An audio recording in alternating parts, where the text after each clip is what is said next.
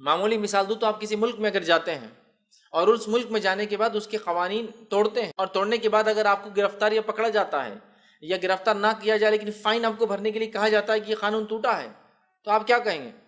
نہیں، میرے کو معلوم نہیں تھا یہ ملک کے قوانین کیا، لہٰذا تم کون ہوتے میرے کو فائن بھرانے والے، گرفتار کرنے والے، چلو میرے ملک میں تو جائز ہے؟ وہ کہیں گے نہیں، جب تم نے اس ملک میں قدم رکھا تو تمہیں چاہیے کہ اس ملک کے حرام اور حلال کو کیا کرنا ہے کیا نہ کرنا ہے، کیا چیز پہ سزا مل سکتی ہے اس کو جاننا ضروری ہے نہیں ہے؟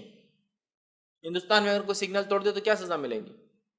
فائن پے کرنا پڑے گا، ٹھیک ہے، اور ایک بار توڑ دے تو کیا سزا ملے گی؟ اور ایک بار فائن پے کرنا پڑے گا، اور ایک بار توڑ دے تو کیا سزا ملے گی؟ اور ایک بار فائن۔ لیکن دنیا کے یورپ کے اور خلیجی ایسے ممالک ہیں جہاں 3 بار آپ نے توڑ دیا تو اس کا لائسنس ہی کینسل ہو جاتا ہے۔ تو آپ وہاں نہیں کہہ سکتے ارے میرے کو تو نہیں معلوم، انڈیا میں تو میں تو کتنے توڑتا، ہر دن میں 3 توڑ دیتا تھا، فائن بھر دیتا۔ نہیں، آپ کنسیڈر کرو میرے کو، میں انڈین ہے اور میرا لائسنس میرے پاس رہنے دو، کہیں گے نہیں، 3 وائلیشن کے بعد لائسنس کینسل۔ تو اس ملک کا قانون جاننا آپ کے لیے ضروری ہے۔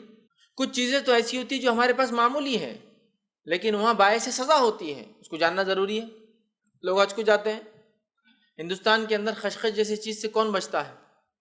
خشخش کے بغیر تو ہمارے کھانے نہیں ہوتے ہیں، لیکن آپ کو پتہ ہے سعودی عرب کے اندر خشخش بین ہے، اگر آپ لے جائیں تو 3 سال کی سزا ہے، آپ کو جیل ہو جاتی ہے، کیونکہ خشخش جس چیز سے نکلتی ہے اوپیم ہے، افیم ہے، چونکہ وہ افیم کے پودے سے نکلتی ہے لہٰذا انہوں نے اس کو بین کر رکھا ہے،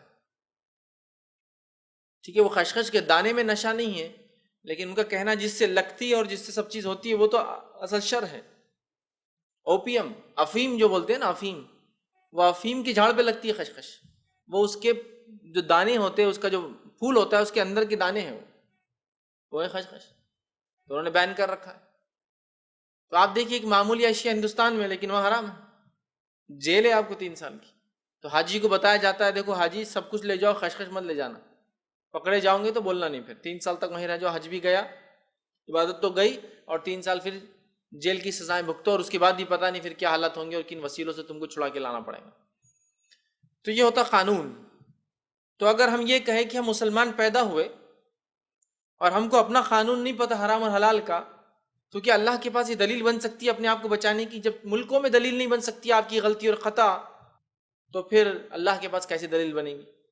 تو بہت سے لوگ غلط فہمی میں ہوتے ہیں، ارے یار آج کا درس نہیں سنا ہوتا نا تو بہت فائدہ ہو جاتا، کیوں؟